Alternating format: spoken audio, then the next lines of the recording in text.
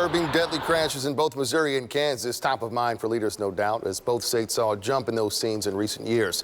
The National Highway Traffic Safety Administration provided these numbers showing deadly crashes by year in each state. That data runs through 2020. You'll notice both states saw an increase. Missouri jumped up by more than 100 deaths, reversing a trend of fewer deaths each year. KCMO taking a closer look at one stretch of road, which neighbors say is the site of many crashes. KSHB 41 News anchor Brian Madrick explains why the mayor is now getting involved. On the side of 71 Highway, it's not hard to find pieces of past accidents. A lot of people who live nearby say that crashes and even fatalities have become far too common. And now the mayor is looking at ways to fix the problem. We should not be seeing people die unnecessarily.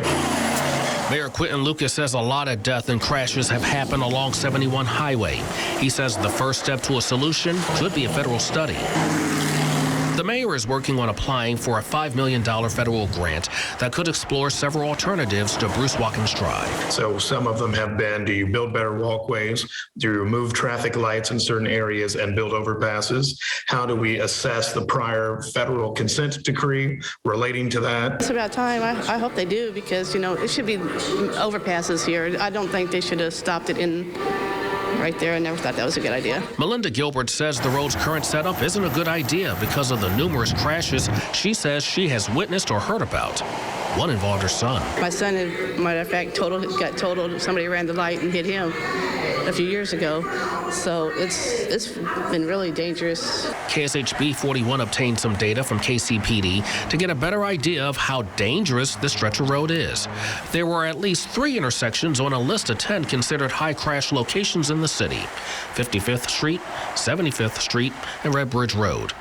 Rear end and inattention is listed as the leading cause for crashes, and tickets at those 3 locations are up in February compared to January. We've also been through his work with nonprofit group Bike Walk KC, Michael Kelly hears the concerns from people walking or riding a bike from one side of the road to the other. He knows personally because he shares the concerns too. It's very, very unnerving. I consider myself pretty confident in most spaces, but I mean, crossing on Meyer, you are very, very concerned because cars are always going fast. When it comes to the study, Mayor Lucas says that he plans to submit a federal application by mid-April.